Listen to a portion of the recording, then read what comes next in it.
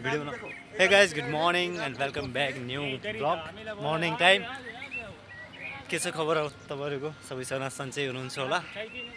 आज यात्रा रहेको छु ब्रासप टु कोस्टन्टा मर्निङको टाइम कफीको चुस्की लिँदै अनि पानीको मजा लिँदै है साथीहरू आउनुहोस् पुरै बाटोमा देखाउने छु दृश्य कस्तो हुन्छ के कस्तो हुन्छ अन्तिमसम्म जोड्नु होला एकदम इन्जोय हुनेछ ये देखो मेरे साथ एक दूसरा गाइज है वो भी है ट्रेन के अंदर आ गया हूँ फाइनली कुछ ऐसा दृश्य है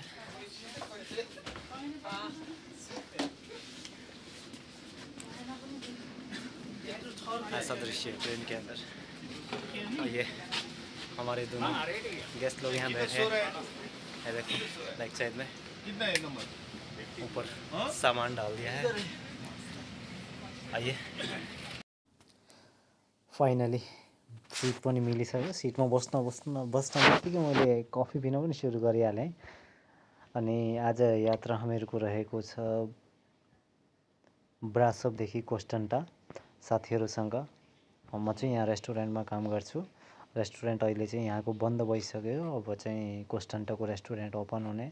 किनकि गर्मीमा त्यहाँ चल्छ अनि चिसोको टाइममा चाहिँ हामीहरूको ब्रासपमा सिजन चल्छ मसँग साथमा अहिले श्रीलङ्काको एकजना साथी अनि एउटा चाहिँ दाइ हामीहरू चाहिँ 5-6 जना चाहिँ आज जाँदैछौँ 2-4 जना चाहिँ अगाडि बसिरहेछन् अनि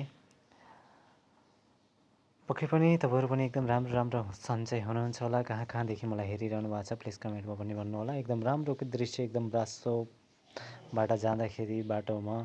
एकदम राम्रो घरहरू होइन हाइटमा पहाडमा हिउँ परेको हल्का बादलले ढाकेको वाज सो अमेजिङ होइन बाटोमा एकदम राम्रो दृश्यहरू अन्तिमसम्म जोड्नु होला होइन मैले बाटोमा कोस्टन्टासम्मको भिडियो अपलोड गर्नेछु साइडमा फ्याक्ट्रीहरू वायर हाउसहरू हेर्दै सक्नुहुन्छ पक्कै पनि यहाँ नेपाली दाजुभाइहरू हुनुपर्छ होइन रोमानियामा धेरैभन्दा धेरै अहिले चाहिँ नेपालबाट आउने क्रम जारी नै छ नेपालबाट आएर विभिन्न फ्याक्ट्री होटल हर लाइनमा चाहिँ अहिले नेपालीहरू दाजुभाइ दिदीबहिनीहरू चाहिँ अहिले काम गरिरहेको भेटाउन सक्नुहुन्छ ठाउँमा त्यस्तै बाटोमा एकदम वायर हाउसहरू अनि कम्पनीहरू रेस्टुरेन्टहरू एकदम राम्रो तर यहाँ धेरैजनाले भन्छन् कि यहाँ एकदम धनी मान्छेहरू मात्रै बस्छन् भन्छन् तर त्यस्तो चाहिँ रहेछ कि बाटोमा हिँड्दाखेरि चाहिँ हामीहरूले देखेको दृश्यमा होइन एकदम सानो घरहरू होइन देखिन्छन् लास्टै अब चाहिँ गर्मी पनि हिँड्दा गर्मी पनि लास्टै भएर मैले ज्याकेट निकालेर पनि माथि टाङ्गाइसकेँ होइन एकदम ट्रेन के यहाँको ट्रेन एकदम राम्रो के धेरै राम्रो अनि जस्तै बिचमा निद्रा पनि लागिरहेको थियो होइन बिहान उठेको होइन 4 बजे उठेको बिहान त्यसपछि चाहिँ नास्ता बनाइयो बाटोमा खाने नास्ता बनाइयो त्यसपछि चाहिँ यो अहिले बिचमा निद्रा पनि लागिरहेछ होइन राम्रो भिडियो त बनेको छैन तर पनि अन्तिमसम्म जोड्नु होला होइन हजुरले माया सपोर्ट सल्लाह सुझाव चाहिँ दिनु होला साइडमा बगिरहेको नदी वाउ सो अमेजिङ होइन यति चिसो पानी शुद्ध पानी गफको कुराकानी गर्दा पनि हामीहरूको ब्रासोपदेखि बुकारेस्ट रेलवे स्टेसनमा पुगिसक्यौँ होइन एकदम हरियाली अब सुरु हुँदैछ यो चाहिँ रेलवे स्टेसन बुकारेस्टको हो चाहिँ हल्का पानी चाहिँ यस्तो पानी चाहिँ परिरहेछ यहाँ पानी परिरहेछ बिचमा कन्स्ट्रक्सनको कामहरू गरिरहेछन् है मान्छेहरू हेर्न सक्छौँ हामीहरू पक्कै पनि यहाँ हुनसक्छ कि यो पट्री होइन रेल हिँड्ने लाइनहरू चाहिँ बिग्रेको हुनसक्छ त्यही भएर चाहिँ काम गरिरहेछन् होइन गफ गर्दा हजुरहरूसँग ट्याक्कै बुकारेस्ट पनि आइपुग्यो अब चाहिँ यहाँबाट फेरि कोस्टन्टाको लागि जानेछौँ जाने त यही नै ट्रेन हो तर फेरि यहाँ 15-20 मिनट वेट गर्छ अनि त्यसपछि चाहिँ कोस्टन्टातिर यात्रा हुनेछ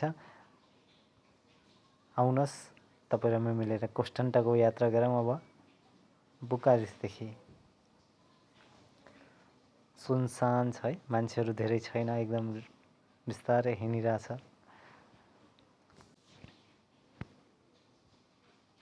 साइडमा हेर्न सक्नुहुन्छ तपाईँहरू ट्याग परेर अर्को यहाँबाट चाहिँ एउटा ट्रेन पनि यहाँबाट गइसक्यो अब यो चाहिँ अर्को ट्रेन यहाँबाट आई डोन्ट नो कतातिर जाँदैछ होइन कुन ठाउँको लागि जाँदैछ। हेर्दा हेर्दा हामीहरू पनि अब कोष्टन्टतिर पुगिसक्यौँ अनि साथीहरूले सबैले आफ्नो आफ्नो सामान झारिसके। बाहिर पानी परिरहेछ होइन। म धेरै लामो ब्लग चाहिँ बनाउन सकिन्न होला, बाहिर पानी धेरै परिरहेछ, अब झर्नु पनि पऱ्यो। अनि सबैले निकालिसके। उदाई हुनुहुन्छ, उता चाहिँ श्रीलङ्काको।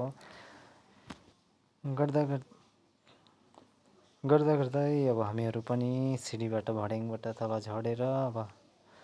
पुगिहाल्यौँ कोष्टन्टा। आजको ब्लग यहीँसम्म एन्ड गरौँ। अब नेक्स्ट ब्लगमा चाहिँ गएर आफ्नो काम के हुन्छ, काम के गर्नेछु भनेर नेक्स्ट भिडियो आउनेछ। तबसम्मको लागि टेक केयर।